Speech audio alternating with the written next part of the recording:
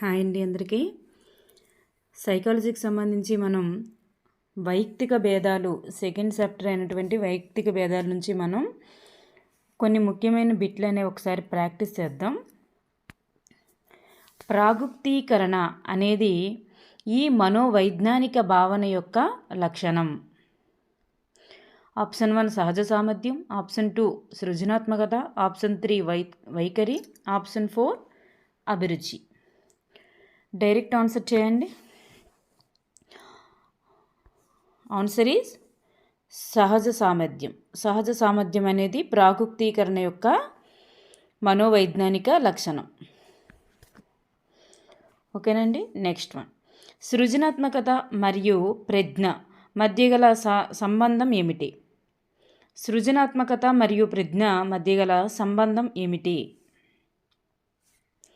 అసలు సృజనాత్మకతకి ప్రజ్ఞకి ఏమైనా సంబంధం ఉందా అంటే నిర్దిష్టమైనటువంటి సంబంధమే అసలు లేదు. నిర్దిష్టమైన సంబంధం అసలు లేదు. అంటే ప్రజ్ఞ ఉన్నా లేకపోయినా సృజనాత్మకత ఉండొచ్చు. సృజనాత్మకత ఉన్న వాళ్ళకి ప్రజ్ఞ ఉండాలి అని ఏమీ లేదు. అర్థమైందండి. నెక్స్ట్ వన్, క్రింది పరీక్షలలో వివిధ సంస్కృతుల వ్యక్తుల ప్రజ్ఞను మదింపు చేసేది ఏది? ఏదండి మదింపు చేస్తుంది? సంస్కృతి రహిత పరీక్ష. సంస్కృతి రహిత పరీక్ష. నెక్స్ట్ వన్, రాము చేతిరాత బాగుంటుంది. చేతిరాత బాగుంటుంది. గణితంలో అతని నిష్పాదన సగటుగా ఉంది. అతని సహోద్యాయులతో పోలిస్తే మొత్తం మీద అతని నిష్పాదన బాగుంది.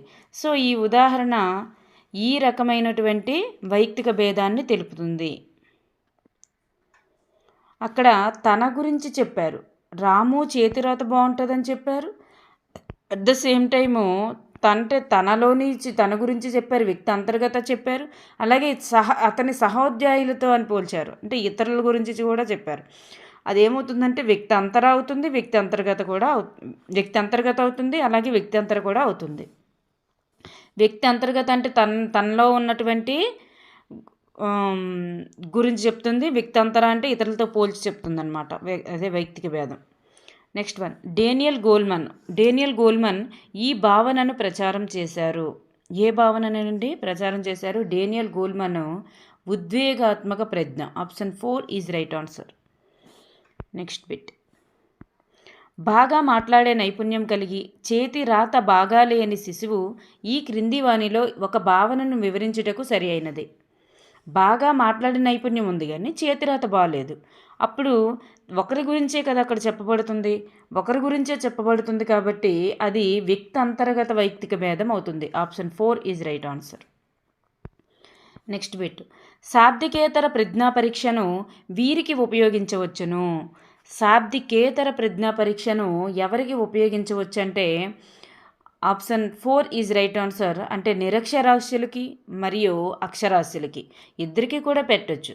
శాబ్దిక అంటే ఓన్లీ అక్షరాస్యులకి మాత్రమే పెట్టవచ్చు. కానీ శాబ్దికేతర పరీక్ష అనేది ఎవరికైనా మనం పెట్టవచ్చు.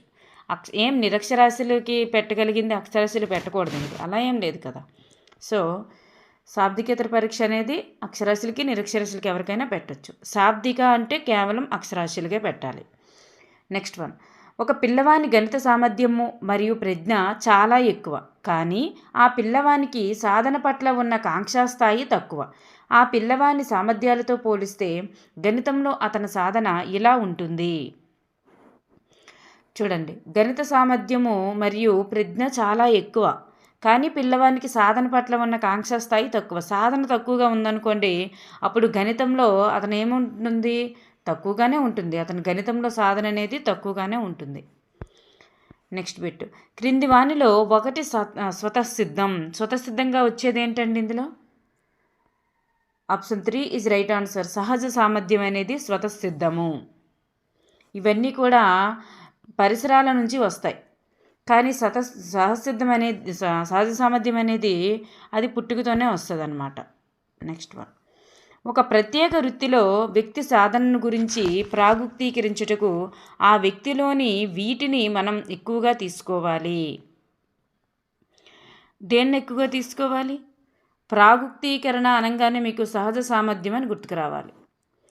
ఓకేనండి. నెక్స్ట్ వన్, ఉపాధ్యాయుడు ఒక ప్రత్యేక పద్ధతిని ఉపయోగించి బోధించినప్పటికీ విద్యార్థులు సమానంగా లాభపడకున్నా లేక అభ్యసించకున్నా దానికి గల కారణం ఏమిటి? ఉపాధ్యాయుడు అందరికీ ఒకేలా బోధించాడు, కానీ అందరూ ఒకేలా నేర్చుకోలేకపోవడానికి గల కారణం ఏమిటి? వారిలో వైయక్తిక భేదాలు ఉన్నాయి, అంటే అందరూ ఒకేలా లేరు అని అర్థం. నెక్స్ట్ బిట్, సహజ సామర్థ్యంను ఇలా కూడా నిర్వచించవచ్చును. సహజ సామర్థ్యాన్ని ఇలా కూడా నిర్వచించవచ్చును. ఎలా? చూడండి, ఎలా అంటే ఏదైనా ఒక ప్రత్యేక రంగంలో ప్రావీణ్యతను ఆర్జించేటటువంటి అంతర్గత సామర్థ్యాన్నే సహజ సామర్థ్యం అంటారు. ఏదైనా ఒక ప్రత్యేక రంగంలో ఉండాలి ప్రావీణ్యత. ఓకేనండి. ఏదైనా కొత్తదనంగా చూడండి తయారు చేస్తుంటారు, అది వాళ్ళ సహజ సామర్థ్యం, అలా అన్నమాట. నెక్స్ట్ వన్, అలవాటుకు ముఖ్య ఆధారం ఏమిటి? అలవాటుకి ముఖ్య ఆధారం ఏమిటి? అలవాటు అనగానే మీకు అభిరుచి అని గుర్తుకు రావాలి. అభిరుచి ఉన్నప్పుడే అలవాటు అనేది ఏర్పడుతుంది, ఇష్టం అనేది ఉండాలి. వెస్లరు బాలల ప్రజ్ఞామాపనిలో ఈ క్రిందిది ఉపమాపని కాదు. వెస్లర్ యొక్క బాలల ప్రజ్ఞామాపనలో ఉపమాపనలు ఏవేవి ఉంటాయంటే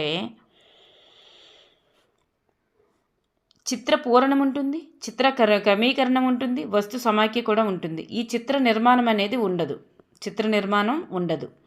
చిత్ర పూరణం ఉంటుంది, చిత్ర క్రమీకరణం ఉంటుంది, వస్తు సమాఖ్య కూడా ఉంటుంది.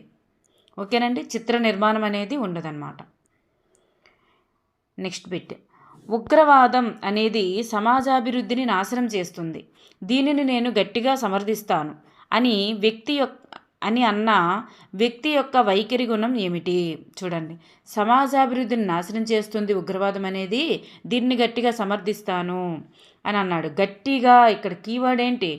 గట్టిగా అనేటటువంటి కీవర్డ్ ఉంది కాబట్టి దాని యొక్క తీవ్రతను తెలియజేస్తుంది. ఎంత గట్టిగా నమ్ముతున్నాడు, ఎంత గట్టిగా అతను సమర్థిస్తున్నాడు అనేది తెలియజేస్తుంది కాబట్టి ఇది తీవ్రతను తెలియజేస్తుంది. నెక్స్ట్ బిట్, స్ట్రాంగ్ ఔద్యోగిక అభిరుచి మాపనికి సంబంధించి సరి అయిన ప్రవచనాన్ని గుర్తించండి. స్ట్రాంగ్ ఔద్యోగిక అభిరుచి మాపని దానికి సంబంధించినది ఏంటి అంటే పైవన్నీ కూడా సరి అయినవన్నమాట. అంటే దీనిని అమెరికా మనోవైజ్ఞానిక శాస్త్ర స్ట్రాంగ్ రూపొందించారు. దీనిని 16 సంవత్సరాలు పైబడిన వారికి ఉపయోగిస్తారు. దీనిలో కెరీర్ మరియు లీజర్ అంశములకు సంబంధించి అభిరుచులను గుర్తించేటటువంటి ప్రవచనాలు ఉన్నాయి. ఓకేనండి. నెక్స్ట్ బిట్, ప్రజ్ఞాలబ్ధిని గణించుటకు సూత్రం ఏమిటి? ప్రజ్ఞాలబ్ధిని గణించుటకు సూత్రము MA/CA × 100. MA/CA × 100. మానసిక వయస్సు బై శారీరక వయస్సు × 100. నెక్స్ట్, క్రింది వానిలో అసత్యము ఏది? చూడండి, భాటియా ప్రజ్ఞామాపన అనేది వైయక్తిక మరియు శాబ్దిక పరీక్ష. బినే ప్రజ్ఞామాపన అనేది వ్యక్తిగత మరియు శాబ్దిక పరీక్ష. చూడండి, భాటియా అనేది అశాబ్దిక, బినేది మాత్రం శాబ్దిక మరియు వ్యక్తిగతమైనది. ఆర్మీ ఆల్ఫా అనేది సామూహికంగా పరీక్ష. ఆర్మీ చూడండి, ఒక్కసారి గుర్తుపెట్టుకోండి, ఆర్మీ పరీక్ష పరిగెట్టేటప్పుడు ఎలా ఒక్కసారి అందరినీ గుమ్మిగూడి పరీక్ష పెడతారు, అలా గుర్తుపెట్టుకోండి. నెక్స్ట్, రావెన్ స్టాండర్డ్ మ్యాట్రిక్స్ పరీక్ష అనేది వ్యక్తిగతము మరియు శాబ్దికేతరం అయితే కాదు. ఓకేనండి, రాంగ్ ఆన్సర్. నెక్స్ట్ వన్, క్రింది వానిలో నిరక్షరాస్యులకు ఆర్మీలోనికి ఎంపిక చేసేటటువంటి పరీక్ష ఏదండి? ఆర్మీ బీటా పరీక్ష అన్నమాట. Next one, DAT differential aptitude test. ఈ డిఏటి అనేది ఒక ఏంటి అవుతుంది అంటే ఇది ఒక సహజ సామర్థ్య పరీక్ష. నెక్స్ట్ బిట్, ఒక ఊరిలో ఉండే 50 మంది నిరక్షరాస్యుల ప్రజ్ఞను ఒకేసారి పరీక్షించదలుచుకున్న ప్రయోక్తకు ఉపయోగపడేటటువంటి పరీక్షను ఈ క్రింది వానిలో గుర్తించండి. రావెన్ స్టాండర్డ్ మ్యాట్రిక్స్ పరీక్ష, రావెన్స్ ప్రోగ్రెసివ్ మ్యాట్రిక్స్ పరీక్ష. రావెన్స్ ప్రోగ్రెసివ్ మ్యాట్రిసెస్ పరీక్ష. ఓకేనండి, 50 మంది నిరక్షరాస్యులకు ప్రజ్ఞను ఒకేసారి పరీక్షించుకోవాలంటే. నెక్స్ట్ వన్, ప్రత్యేక వృత్తులకు ఉద్యోగులను ఎంపిక చేయటంలో ఈ పరీక్షకు ఎక్కువ ప్రాధాన్యతనివ్వాలి. ప్రత్యేకమైనటువంటి వృత్తులకు ఎంపిక చేయాలంటే, ప్రత్యేకమైన అనగానే మీకు ఒకటి గుర్తొచ్చేయాలి. ఏంటది? సహజ సామర్థ్యం. ఒక ప్రత్యేకమైన సామర్థ్యమే సహజ సామర్థ్యం. సో ప్రత్యేకమైన వృత్తులు అనగానే మీకు సహజ సామర్థ్యమే గుర్తుకు రావాలి. వృత్తులకు సంబంధించింది కూడా సహజ సామర్థ్యం అవుతుంది. నెక్స్ట్, ప్రజ్ఞాలబ్ధి పరీక్ష ప్రకారం సరి అయిన క్రమం ఏమిటి? ప్రజ్ఞాలబ్ధి ప్రకారం సరి అయిన క్రమం ఆప్షన్ 3 ఈజ్ రైట్ ఆన్సర్. సురక్షణ స్థాయి, శిక్షణ ఇవ్వగల స్థాయి, అభ్యసించగల, బుద్ధిమాంద్యత. చూడండి, సురక్షణ, శిక్షణ ఇవ్వగల, అభ్యసించగల, ఇవన్నీ బుద్ధిమాంద్యతలు. స్థాయి బుద్ధిమాంద్యత, శిక్షణ ఇవ్వగల బుద్ధిమాంద్యత, అభ్యసించగల బుద్ధిమాంద్యత. అంటే వాళ్ళు పూర్తిగా అంగవైకల్యం అలా ఉంటారు. బుద్ధిమాంద్యత చాలా తక్కువ ఉంటుంది, వాళ్ళకి సురక్షించాలి. నెక్స్ట్ ఇంకొంచెం తక్కువ ఉంటుంది, వాళ్ళకి శిక్షణ ఇస్తే వాళ్ళు కొంచెం మెరుగవుతారు. తర్వాత ఇంకొంచెం బెటర్గా ఉంటారు, వాళ్ళకి అభ్యసించగలరు అనమాట, వాళ్ళంతటి వాళ్ళు అలా అనమాట. నెక్స్ట్ వన్, ప్రతిభావంతులైనటువంటి శిశువులను ఎంపిక చేయుటకు ఉపయోగించదగినటువంటి పరీక్షలు ఏమిటి? ఏ పరీక్షలండి? ప్రజ్ఞా పరీక్షలు. ప్రతిభావంతులైన శిశువులను ఎంపిక చేయాలంటే ప్రజ్ఞా పరీక్షలు. ఒక వ్యక్తి యొక్క ప్రజ్ఞాలబ్ధి 100 అయినా అతని యొక్క మానసిక వయస్సు ఏమవుతుంది అంటే శారీరక వయసుతో సమానంగా ఉంటుంది. ప్రజ్ఞాలబ్ధి 100 అయితే అతని యొక్క మానసిక వయస్సు శారీరక వయసుతో సమానంగా ఉంటుంది. ఎందుకంటే ప్రజ్ఞాలబ్ధి అనేది మానసిక వయస్సు బై శారీరక వయస్సు ఇంటూ 100.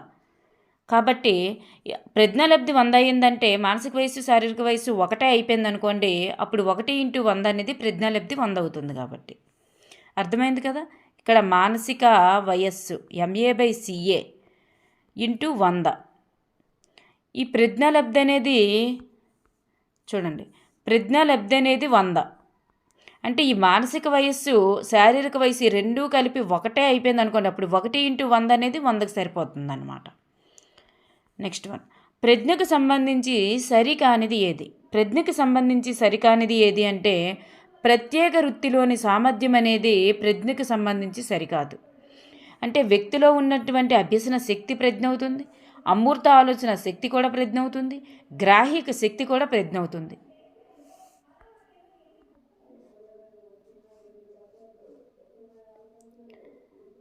ప్రక్కనింటి వాళ్ళు కొంచెం టీవీ సౌండ్ పెద్దగా పెట్టేశారండి, చూసుకోలేదు. కొంచెం మనం అడ్జస్ట్ అవ్వాలి, తప్పదు. ఒక శిశువు యొక్క అవధానంతో చదరంగం ఆడటంలో ఎక్కువ కాలం గడుపుతున్నాడు. దీనిని వివరించేటటువంటి మానసిక అంశము ఏది? దానిని వివరించే మానసిక అంశం ఏదంటే అభిరుచి. ఎక్కువ టైము ఆడడంలో ఇష్టపడుతున్నాడు కదా, ఎక్కువ టైం గడుపుతున్నాడు కదా, అక్కడ ఇష్టం ఉన్నది ఉంది కదా, సో అభిరుచి. క్రింది వానిలో వైఖరి యొక్క లక్షణం. వైఖరి అంటే ఒక రకమైన దృక్పథం అన్నమాట. మంచి కావచ్చు, చెడు కావచ్చు. వైఖరి 2 రకాలు, అనుకూలం కావచ్చు, ప్రతికూలం కావచ్చు. అంటే ఒక రకమైనటువంటి దృష్టి. అంటే చూడండి, ఒక వ్యక్తిలో స్వతసిద్ధంగా ఏర్పడతాయి వైఖరులను కొలవవచ్చును, వైఖరులు గతిశీలకమైనవి, వైఖరులు వృద్ధి చెందుతాయి. వీటన్నింటిలో సరికానిది, అసలు వైఖరికి చెందని ఏదంటే స్వతసిద్ధంగా వస్తాయి అనేది మాత్రం కాదు. ఎందుకంటే ఇది పరిసరాల ప్రభావంగా పక్క వాళ్ళని చూసి ఒక్కొక్కసారి మన వైఖరి మారిపోతూ ఉంటుంది. సో ఇది వైఖరిని మనకు కొలవచ్చు. వైఖరులు గతిశీలకమైనవి, అలాగే వైఖరులు వృద్ధి చెందుతూ ఉంటాయి, మారుతూ ఉంటాయి అన్నమాట. మన అభిప్రాయమే వైఖరి. నెక్స్ట్ వన్, వైఖరి విషయంలో సరి అయిన ప్రవచనం ఏది? వైఖరి అనేది ధనాత్మక మరియు రుణాత్మక ప్రతిస్పందన. ఆ వైఖరి అనేది ఒక వ్యక్తి పట్ల మనకి మంచివాడు అనే ఆలోచన ఉండొచ్చు, చెడ్డవాడు అనే ఆలోచన కూడా ఉండవచ్చు. ఏ మంచివాడైనా ఒక వ్యక్తి పట్ల మనకి మంచివాడనే ఆలోచన రావచ్చు, ఇంకో వ్యక్తి పట్ల మనకి చెడ్డవాడనే ఆలోచన రావచ్చు. రెండిట్లో ఏదైనా వ్యక్తి పట్ల ఉండేటటువంటి వైఖరి అనేది మంచైనా చెడైనా ఏదైనా ఆ వ్యక్తి పట్ల మనకు ఉండేది వైఖరే. కాబట్టి అది ధనాత్మకం లేదా రుణాత్మకానికి సంబంధించి. ఇప్పుడు బిట్ చూద్దాం. క్రింది వానిలో ప్రజ్ఞా నిక్ష యొక్క లోపం ఏంటి? అసలు ప్రజ్ఞా నిక్ష యొక్క లోపం ఏంటి? ఎందుకు సరైన నిక్ష అనేది పెట్టలేకపోతున్నారు? ప్రజ్ఞకి ఎక్కువగా ఎందుకు కొలవలేకపోతున్నారు నీట్గా అంటే, అన్ని ప్రజ్ఞాంశాలని మాపనం చేయలేకపోతున్నాయంట. అలాగే ప్రజ్ఞాలబ్ధి ఖచ్చితమైనదని అనడానికి కూడా అవకాశం లేకపోవడం వల్ల, అలాగే ప్రజ్ఞామాపనంలో సుశిక్షితులైన పరీక్షలు కూడా అందుబాటులో లేకపోవడం వల్ల కూడా ప్రజ్ఞా నిక్ష అనేది సరిగ్గా పెట్టలేకపోతున్నాం. ఓకేనండి. సో పైవన్నీ కూడా ఇక్కడ ఆన్సర్ అవుతుంది. నెక్స్ట్, ప్రజ్ఞాలబ్ధి విషయంలో సరికానిది ఏది? ప్రజ్ఞాలబ్ధి విషయంలో సరికానిది ఏంటంటే, ప్రజ్ఞాలబ్ధి అనేది 0 నుంచి మొదలవుతుంది అనేది మాత్రం సరికాదు. ప్రజ్ఞ అనేది ప్రతి వ్యక్తిలో కూడా 0 అయితే కాదు, ఎంతో కొంత ప్రజ్ఞ అనేది ఉంటుంది. ఓకేనండి. ప్రజ్ఞాలబ్ధి అనేది మానసిక శారీరక వయస్సుల యొక్క నిష్పత్తి. ప్రజ్ఞాలబ్ధి సూత్రమును పెట్టిన వారు విలియం స్టెర్న్. ప్రజ్ఞాలబ్ధి అనేది స్థిరమైనది. చూడండి, ఈ 3 కూడా సరి అయినవే ప్రజ్ఞాలబ్ధి విషయంలో. కానీ ఇక్కడ సరికానిది ఏంటంటే 0తో మొదలవదు. ప్రతి వ్యక్తిలో కూడా ప్రజ్ఞ అనేది ఎంతో కొంత ఉంటుంది, 0 అయితే ఉండదు. ఓకేనండి. నెక్స్ట్ వన్, అభ్యసించే సామర్థ్యమే ప్రజ్ఞ అని వారు ఎవరు? అభ్యసించేటటువంటి సామర్థ్యమే ప్రజ్ఞ అనేది ప్రతి ఒక్కరూ నిర్వచనాలు అనేవి ఇంపార్టెంట్. నిర్వచనం లేకుండా మనకి సైకాలజీ క్వశ్చన్ పేపర్ ఉండదు.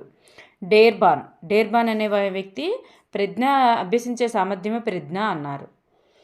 నెక్స్ట్ వన్, ఒక కుమ్మరి కుండలు చేసే పనిలో ఉపయోగపడేటటువంటి ప్రజ్ఞ థార్న్డైక్ ప్రకారం ఏంటి? దేని చెందుతుందండి? ఇది ఒక యాంత్రిక ప్రజ్ఞ. కుండలు తయారు చేయడం చేతులకు సంబంధించినది, ఇది ఒక యాంత్రిక ప్రజ్ఞ. నెక్స్ట్ వన్, ఆర్జిత ప్రతిస్పందన ఏది? ఆర్జిత ప్రతిస్పందన అలవాటు. ఆర్జితం అంటే నేర్చుకునేది, ఒక అలవాటు. నెక్స్ట్ వన్, రాము యొక్క శారీరక వయస్సు 6 సంవత్సరములు, 6 సంవత్సరాల 8 నెలలు, మరియు మానసిక వయస్సు అనేది 8 సంవత్సరాల 4 నెలలు. అయినా రాము ఏమవుతాడండి? అత్యున్నత ప్రజ్ఞావంతుడు. అతని యొక్క శారీరక వయస్సు కంటే మానసిక వయస్సు ఎక్కువగా ఉంది కాబట్టి అత్యున్నత ప్రజ్ఞావంతుడు అవుతాడనమాట. నెక్స్ట్ వన్, క్రింది వానిలో వ్యక్త్యంతర భేదం ఏది? వ్యక్త్యంతర అంటే ఇతర వ్యక్తులతో పోల్చినప్పుడు అనేది. ఒకే వ్యక్తిలో కాదు, ఇద్దరు వ్యక్తుల మధ్య కానీ లేదా ఒకటికంటే ఎక్కువ వ్యక్తుల మధ్య కానీ రావాలి. తనని ఇంకొకరితో కాకపోతే ఇంకొంతమందితో పోల్చడం అనేటటువంటిది రావాలి. ఇక్కడ చూస్తే రాము బాగా ఆడగలడు కానీ చదువు సరిగా రాదు, ఇది కాదు, ఇది వ్యక్తి అంతర్గత అవుతుంది.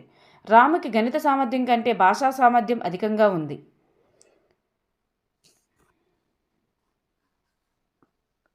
సో ఇది కూడా కాదు.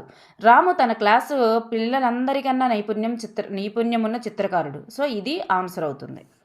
ఓకేనండి. నెక్స్ట్ వన్, నీ కవల సోదరుడైన సుబ్బు అన్ని ఆటలు బాగా ఆడుతాడు, కానీ నీకు మాత్రం ఒక్క ఆట కూడా రావడం లేదు. అంటే ఇక్కడ కూడా పోలిక జరుగుతుంది చూడండి ఇద్దరి మధ్య.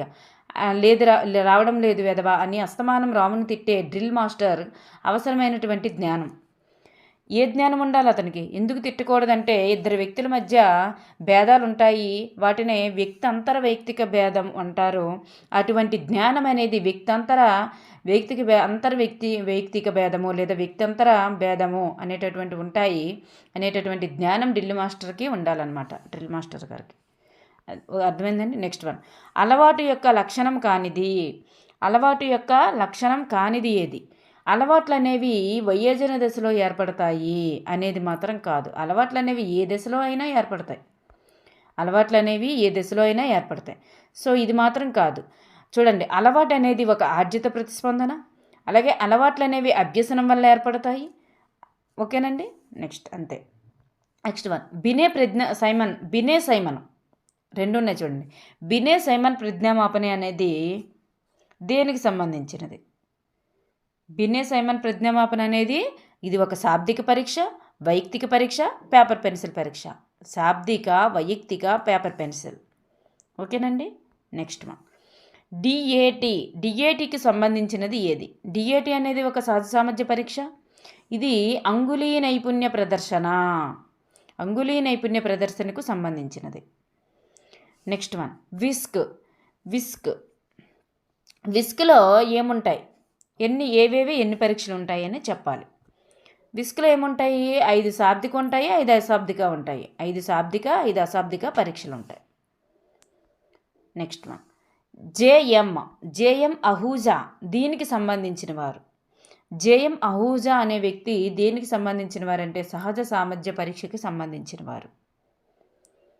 నెక్స్ట్ వన్ 1908 బినే సైమన్ ప్రజ్ఞా పరీక్షలో 1905 స్కేల్ కంటే ఎన్ని అదనపు అంశాలు చేర్చిరారు? 1905లో ఒక ప్రజ్ఞామాపన వచ్చింది, 1908లో ఈయన కనిపెట్టారు. ఈ 5 ప్రజ్ఞామాపన కంటే ఈ 5వ సంవత్సరంలో కనిపెట్టిన ప్రజ్ఞామాపన కంటే వీళ్ళు కనిపెట్టిన దాంట్లో ఎన్ని అంశాలు అదనంగా వచ్చాయి? 20 అంశాలు అనేవి అదనంగా వచ్చాయి. ప్రజ్ఞాలబ్ధి గణన విస్తరణకు సంబంధించిన వక్రము ఎలా ఉంటుందండి? ప్రజ్ఞాలబ్ధి గణనల యొక్క విస్తరణకు సంబంధించిన వక్రం అనేది ఎలా ఉంటుంది? ఇది ఒక గంట ఆకారంలో ఉంటుంది, గంట ఆకారాన్ని పోలి ఉంటుంది. నెక్స్ట్ వన్ క్రింది వానిలో ప్రజ్ఞా నిర్వచనంలో భాగం కానిది ఏది? ప్రజ్ఞా నిర్వచనంలో భాగం కానిది ఏది? సృజనాత్మకంగా ఉండగలిగే సామర్థ్యం అనేది ప్రజ్ఞా నిర్వచనంలో భాగం కాదు. చూడండి, వనరులు సమర్థవంతంగా వినియోగించగలిగేటటువంటి సామర్థ్యాన్ని ప్రజ్ఞ అంటారు, అనుగుణ్యతా సామర్థ్యాన్నే ప్రజ్ఞ అంటారు, సమస్యలను పరిష్కరించుకోగలిగే సామర్థ్యాన్నే ప్రజ్ఞ అంటారు. ఓకేనండి, ఇవన్నీ కూడా ప్రజ్ఞే, కానీ సృజనాత్మకతకి ప్రజ్ఞకి ఎటువంటి సంబంధం లేదు. ఓకేనండి. నెక్స్ట్ వన్ ఉపాధ్యాయుడు తన తరగతి గదిలో విద్యార్థుల సామర్థ్యాన్ని బట్టి పనినిచ్చారు. చూడండి, విద్యార్థుల యొక్క సామర్థ్యాన్ని బట్టి పనినివ్వడం అంటే వాళ్ళ వైయక్తిక భేదాలు ఉంటాయని తెలుసుకున్నాడు. ఇక్కడ ఉపాధ్యాయుడు దేన్ని పరిగణించారు అంటే విద్యార్థుల్లో వైయక్తిక భేదాలు అనేవి ఉంటాయి అనే ఆలోచన తన మైండ్లో పెట్టుకున్నారు. అందుకే వాళ్ళ యొక్క సామర్థ్యానికి అనుగుణంగా వర్క్నిచ్చారు. ఉన్నత పాఠశాలల్లో విద్యార్థుల్లో అభ్యసన పట్ల అనుకూలమైనటువంటి వైఖరి వైఖరి దేనికి చెందుతుందంటే అలవర్చవచ్చును. మనం అనుకూలమైన దాన్ని మనం అలవర్చవచ్చు.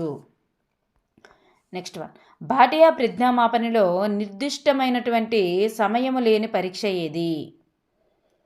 భాటియా ప్రజ్ఞామాపని ఒక అశాబ్దిక కదండి, దానిలో నిర్దిష్ట సమయం లేని పరీక్ష ఏదంటే పింట్నర్ డ్రాయింగ్ పరీక్ష, తక్షణ స్మృతి పరీక్ష అండి.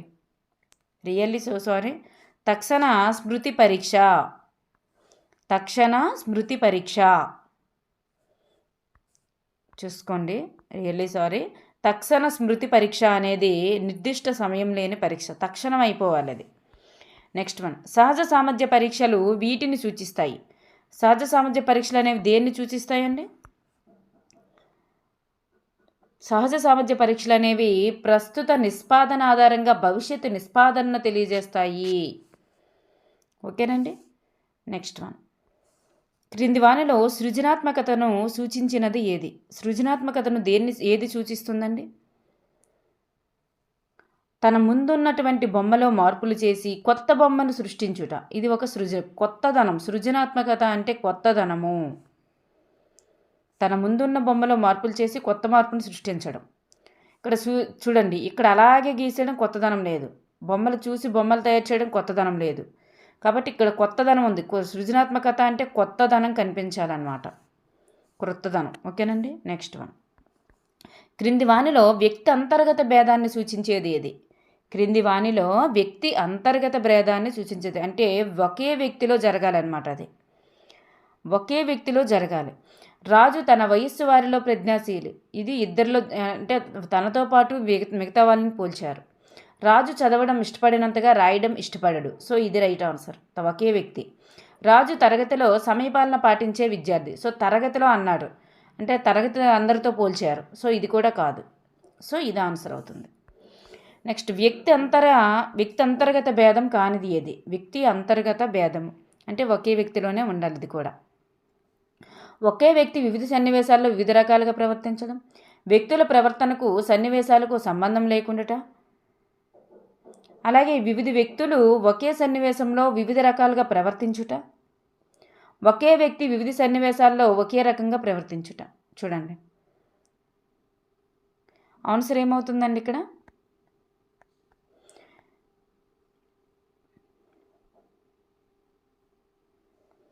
Option 1 is right answer. ఒకే వ్యక్తి వివిధ సన్నివేశాల్లో వివిధ రకాలుగా ప్రవర్తించడం. అదే అవుతుందా, థర్డ్ అవుతుందా? వివిధ వ్యక్తులు ఒకే సన్నివేశంలో వివిధ రకాలుగా ప్రవర్తించడం అవుతుందా? ఒకసారి దాన్ని నాకు డౌట్గా ఉంది. నెక్స్ట్ చూద్దాం. ఒక విద్యార్థికి మానసిక వయస్సు అనేది 6 సంవత్సరాలు మరియు వాస్తవిక వయస్సు అనేది 8 సంవత్సరాలు. అయినా అతని యొక్క ప్రజ్ఞాలబ్ధి మరో 10 సంవత్సరాల తర్వాత ఎలా ఉంటుంది? చూడండి, అతని యొక్క మానసిక వయస్సు మనం తీసుకుందాం. శారీరక వయస్సు 8 సంవత్సరాలు. సో మొత్తం ఎంత మనకి అక్కడ ఎంత అవుతుంది? ప్రజ్ఞ అనేది 25 వచ్చింది. సారీ,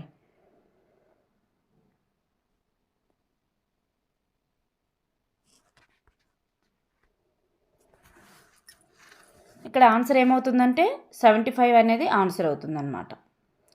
నెక్స్ట్ వన్, భాటియా ప్రజ్ఞామాపనికి చెందనిది ఏది?